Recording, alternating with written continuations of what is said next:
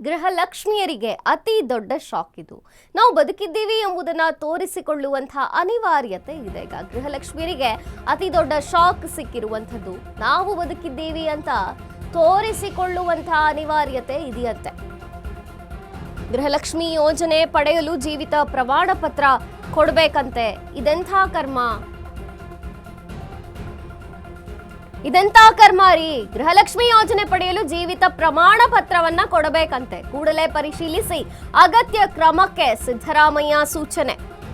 ಸರ್ಕಾರದ ಖಜಾನೆ ಖಾಲಿಯಾಗ್ತಿದ್ದಂತೆ ಸರ್ಕಾರದಿಂದ ಡ್ರಾಮಾ. ಖಜಾನೆ ಭದ್ರಗೊಳಿಸಲು ರಾಜ್ಯ ಸರ್ಕಾರದಿಂದ ಸರ್ಕಸ್ ಆಗುತ್ತೆ.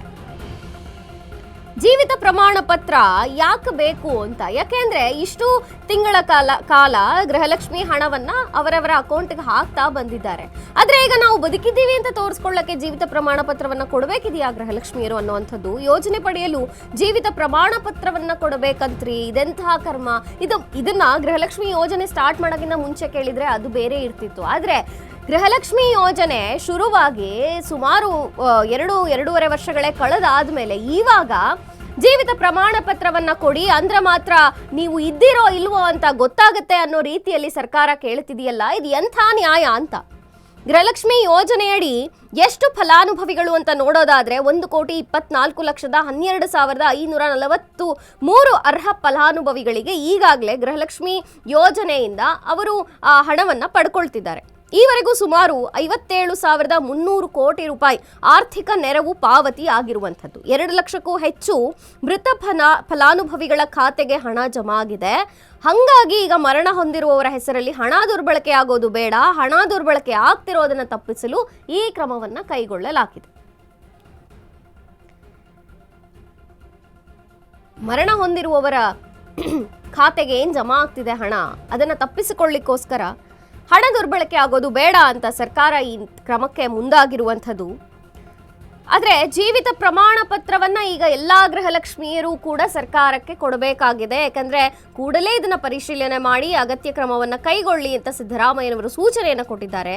ಸರ್ಕಾರದ ಖಜಾನೆ ಖಾಲಿ ಆಗ್ತಿದ್ದಂತೆ ಇದೆಲ್ಲ ನೆನಪಾಗ್ಬಿಡುತ್ತಾ ಸರ್ಕಾರಕ್ಕೆ? ಜೀವಿತ ಪ್ರಮಾಣ ಪತ್ರವನ್ನ ತಗೊಂಡು ಬನ್ನಿ, ಅಷ್ಟು ಜನ ಸತ್ತೋಗಿದ್ದಾರೆ, ಇವರು ಮರಣ ಹೊಂದಿದ್ದಾರೆ, ನಿಮ್ಮ ಜೀವಿತ ಪ್ರಮಾಣ ಪತ್ರ ಬೇಕೇ ಬೇಕು ಅಂದ್ರೆ ಮಾತ್ರ ಗೃಹಲಕ್ಷ್ಮಿ ಯೋಜನೆಯಲ್ಲಿ ಮುಂದೆ ನಿಮಗೆ ನಿಮ್ಮ ಅಕೌಂಟಿಗೆ ಹಣ ಜಮಾ ಆಗುತ್ತೆ. ಇದೆಲ್ಲ ಸರ್ಕಾರ ಈಗ ಖಜಾನೆ ಖಾಲಿ ಆಗ್ತಿರುವಂತಹ ಸಂದರ್ಭದಲ್ಲಿ ಡ್ರಾಮಾ ಮಾಡ್ತಿದ್ಯಾ ಅಂತ. ಖಜಾನೆಯನ್ನ ಎಷ್ಟಾಗುತ್ತೋ ಅಷ್ಟು ಉಳಿಸಿಕೊಳ್ಳಲು, ಭದ್ರಪಡಿಸಿಕೊಳ್ಳಲು ರಾಜ್ಯ ಸರ್ಕಾರದಿಂದ ಸರ್ಕಸ್ ಆಗ್ತಿರುವಂಥದ್ದು. ಜೀವಿತ ಪ್ರಮಾಣ ಪತ್ರವನ್ನ ಇನ್ಮುಂದೆ ಗೃಹಲಕ್ಷ್ಮಿಯರು ಕೊಡಲೇಬೇಕು.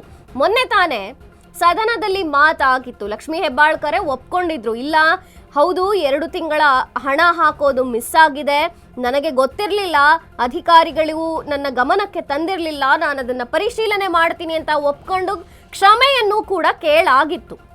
ಈಗ ಅದೇ ಮತ್ತೆ ವರಸೆಯಲ್ಲಿ ಇನ್ನೊಂದು ಕ್ರಮಕ್ಕೆ ಮುಂದಾಗಿದೆ ಸರ್ಕಾರ. ಯಾಕೆ ಸರ್ಕಾರ ಹಿಂಗೆ ಮೇಲೆ ಮೇಲೆ ಬೇರೆ ಬೇರೆ ಕ್ರಮಗಳನ್ನು ತಗೊಳ್ತಿದೆ ಈ ಯೋಜನೆಗೆ ಅನ್ನುವಂಥದ್ದು? ಯಾಕೆ ಸರ್ಕಾರದ ಬಳಿ ಹಣ ಇಲ್ವಾ?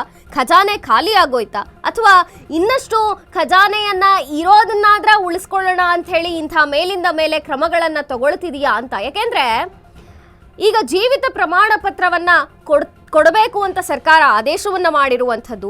ಈವರೆಗೆ ಗೃಹಲಕ್ಷ್ಮಿ ಯೋಜನೆಯಡಿ 1,12,12,543 ಅರ್ಹ ಫಲಾನುಭವಿಗಳಿಗೆ ಅವರ ಅಕೌಂಟಿಗೆ ಹಣವನ್ನ ಹಾಕಲಾಗ್ತಿತ್ತು. ಈವರೆಗೆ ಸುಮಾರು 57,300 ಕೋಟಿ ಆರ್ಥಿಕ ನೆರವನ್ನ ನೀಡಲಾಗಿದೆಯಂತೆ. ಆದ್ರೆ ಈಗ ಮರಣ ಹೊಂದಿದವರ ಖಾತೆಗೂ ಕೂಡ ಹಣ ಜಮೆ ಆಗ್ತಿದೆಯಲ್ಲ, ಅದನ್ನು ತಪ್ಪಿಸೋದಕ್ಕೋಸ್ಕರ ನಾವು ಈ ಕ್ರಮವನ್ನು ಜಾರಿಗೊಳಿಸಿದ್ದೀವಿ ಅಂತ ಸರ್ಕಾರ ಹೇಳ್ತಿದೆ. ಹಣ ದುರ್ಬಳಕೆ ಆಗೋದನ್ನ ತಪ್ಪಿಸಲು ಈ ಕ್ರಮ ಅಂತ ಸರ್ಕಾರ ಹೇಳ್ತಿದೆ. ಹಣ ದುರ್ಬಳಕೆ ಆಗೋದನ್ನ ತಪ್ಪಿಸೋದಕ್ಕೆ ಕ್ರಮ ಮಾಡಿದ್ದು ಸ್ವಾಗತಾರ್ಹ. ಆದರೆ ಅವರವರ ಖಾತೆಗೆ ಆಯಾ ತಿಂಗಳು ಬರ್ತಿದೆಯಾ ಅದನ್ನ ಮೊದಲು ನಾಗರಿಕರು, ಸಾರ್ವಜನಿಕರು ಪ್ರಶ್ನೆ ಮಾಡಬೇಕಿದೆ.